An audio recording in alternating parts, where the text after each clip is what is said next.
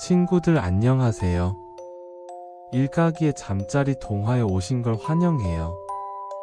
하루를 마무리하는 이 시간이 친구들에게 가장 편안한 시간이 되었으면 좋겠어요.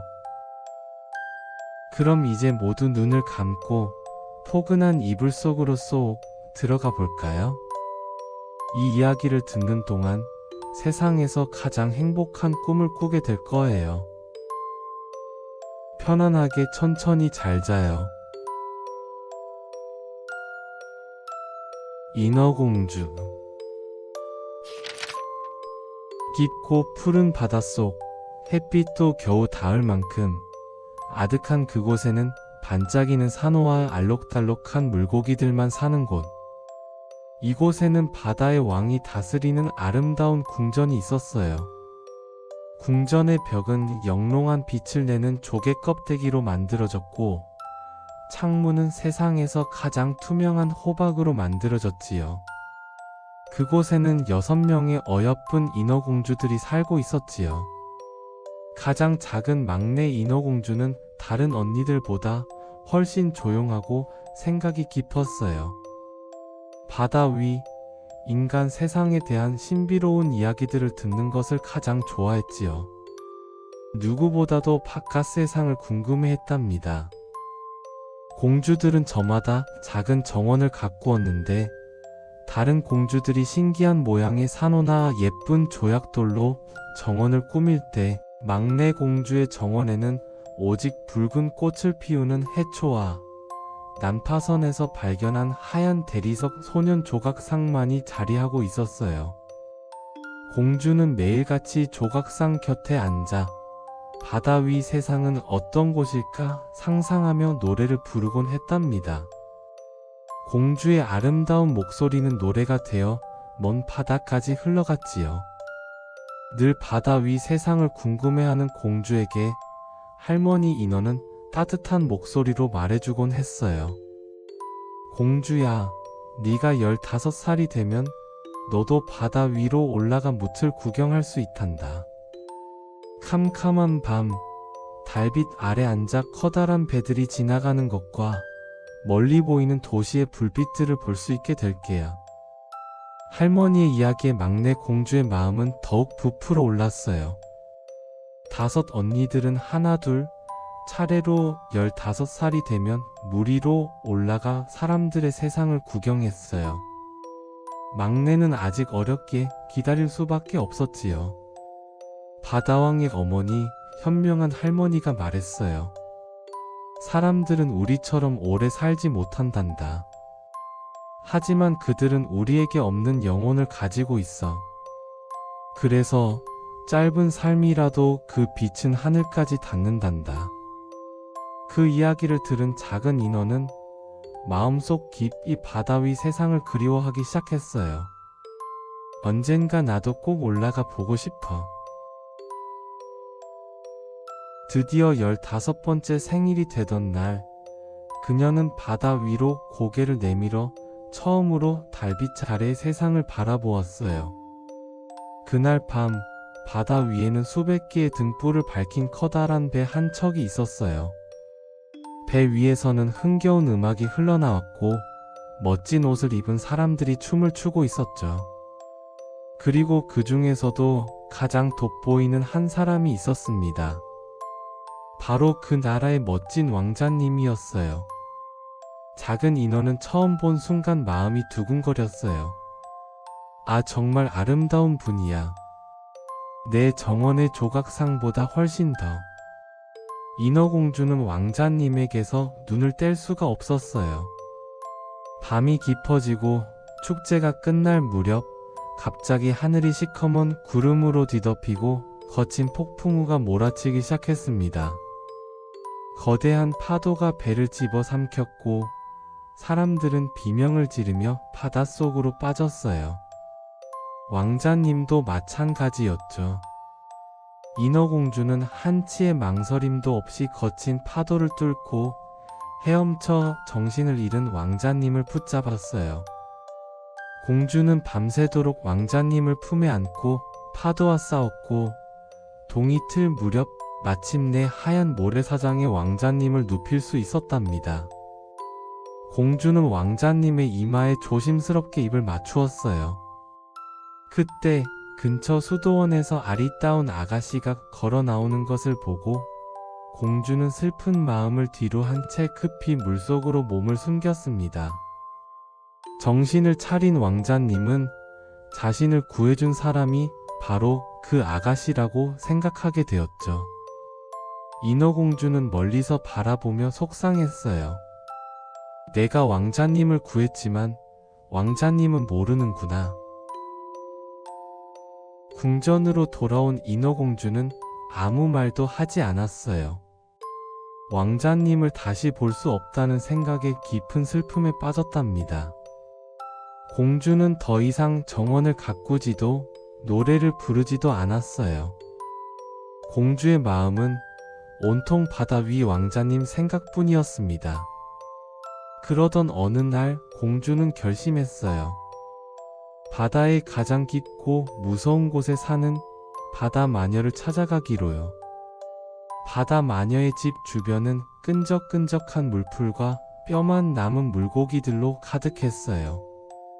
인어공주는 두려웠지만 용기를 내어 마녀에게 다가가 떨리는 목소리로 말했습니다.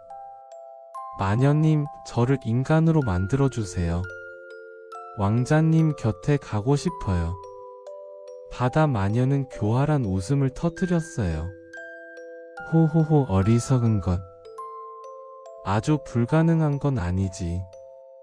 하지만 대가가 아주 크다는 걸 알아야 할 게다. 너의 아름다운 꼬리를 없애고 인간의 다리를 주마. 넌 누구보다도 우아하게 춤을 출 수 있겠지만 걸을 때마다 날카로운 칼날 위를 걷는 듯한 끔찍한 고통을 느끼게 될 거야. 마녀는 끔찍한 조건을 계속해서 말했어요.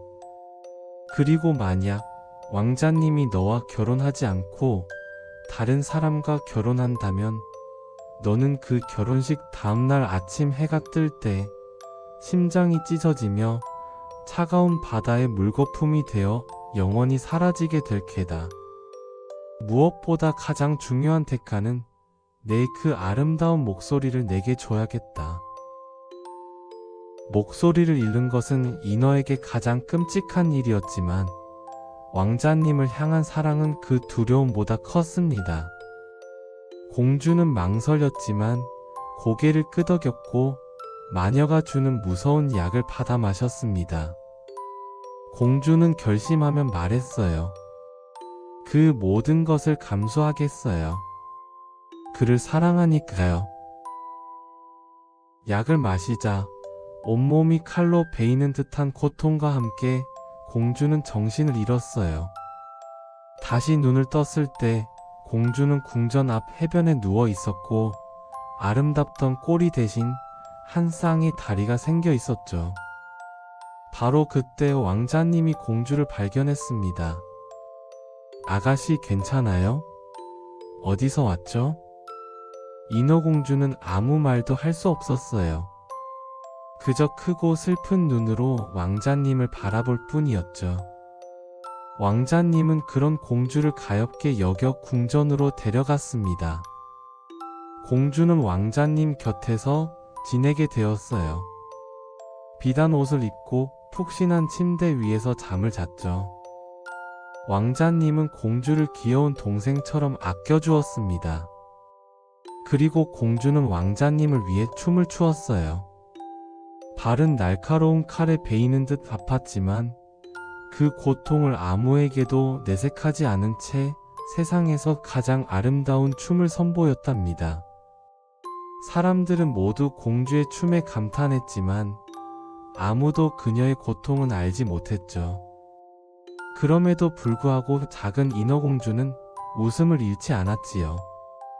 이 행복이 오래오래 가길 바랬어요. 그러던 어느 날 이웃 나라의 공주님이 왕자님과 결혼하기 위해 찾아왔어요. 그런데 놀랍게도 그 공주님은 바로 왕자님이 찾던 수도원의 그 아가씨였습니다. 왕자님은 기뻐하며 그녀와 결혼을 약속했습니다. 인어공주의 가슴은 무너졌어요. 진실을 말하고 싶었지만 목소리가 없었기에 아무도 알 수 없었지요. 밤이 깊어지고 공주가 홀로 배 난간에 기대어 어두운 바다를 바라보고 있을 때였어요. 물 위로 언니들의 모습이 나타났습니다. 그런데 언니들의 길고 아름다운 머리카락이 모두 잘려 있었어요. 언니들은 울먹이며 다급하게 외쳤습니다. 막내야, 우리가 머리카락을 마녀에게 주고 이걸 받아왔어. 이 칼로 왕자님의 심장을 찌르고 그 피를 내 발에 묻히렴. 그럼 넌 다시 인어가 되어 우리와 함께 바다로 돌아올 수 있어. 그렇지 않으면 너는 곧 거품이 되고 말 거야. 인어공주는 두려운 마음으로 날카로운 칼을 받아 들고 왕자님이 잠든 방으로 향했어요. 방 안에는 아름다운 신부의 곁에 잠든 왕자님이 있었습니다.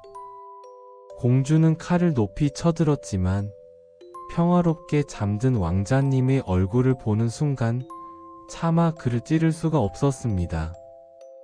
공주는 칼을 멀리 바다로 던져버리고 왕자님의 이마에 마지막으로 입을 맞춘 뒤 차가운 바다 속으로 몸을 던졌습니다. 몸이 부서져 물거품이 되어가는 것을 느끼는 순간 인어공주는 더 이상 차가움을 느끼지 않았어요. 오히려 따스한 햇살이 느껴졌죠. 공주는 자신이 사라지지 않았다는 것을 깨달았어요.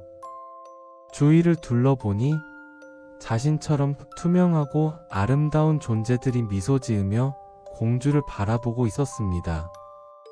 공기의 정령들이라 불리는 투명한 영혼들이었답니다. 그중 하나가 맑고 부드러운 목소리로 말했어요. 어서와 아가야. 너는 우리와 같은 공기의 정령이 되었단다. 너는 진실한 사랑을 택했고 다른 이를 해치지 않았구나.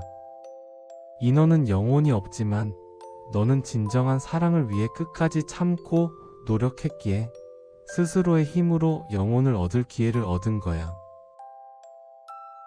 공기의 정령들은 착한 일을 하며 300년이 지나면 영원히 사라지지 않는 영혼을 얻어 하늘나라로 갈 수 있다고 말해 주었어요. 그리고 착한 아이가 있는 집을 찾아가 아이가 미소 지으면 300년의 시간에서 하루가 줄어들고 못된 아이 때문에 부모님이 눈물 흘리면 정령들의 눈에서도 눈물이 흘러 하루가 더 늘어난다고 이야기해 주었죠. 인어공주는 이제 투명한 공기의 정령이 되어 처음으로 눈물을 흘렸습니다. 하지만 그 눈물은 슬픔의 눈물이 아니었어요. 자신을 사랑해 주었던 왕자님과 신부의 행복을 빌어주며 새로운 희망을 품고 하늘을 향해 날아올랐답니다. 비록 왕자와의 사랑은 이루어지지 않았지만 세상을 도울 또 다른 길을 얻게 되었으니까요. 그 뒤로 작은 인어는 바람처럼 세상을 다니며 착한 아이들에게 미소를 전하고 사람들에게 선한 일을 속삭였답니다. 언젠가 진정한 영혼을 얻을 날을 꿈꾸면서요. 친구들, 오늘 밤 인어공주의 이야기는 어땠나요? 비록 왕자님과의 사랑은 이루지 못했지만 자신의 모든 것을 버릴 만큼 순수하고 강한 마음을 가졌던 인어공주는 결국 사라지지 않고 더 아름다운 존재로 다시 태어났답니다. 인어공주는 우리에게 이런 말을 해줍니다. 사랑은 누군가를 해치는 것이 아니라 그 사람의 행복을 지켜주는 선택일 때 가장 빛난다고. 그리고 진실한 마음은 언젠가 다른 모습으로라도 보답받는다는 것을요. 모두들 예쁜 꿈 꾸세요. 잘 자요.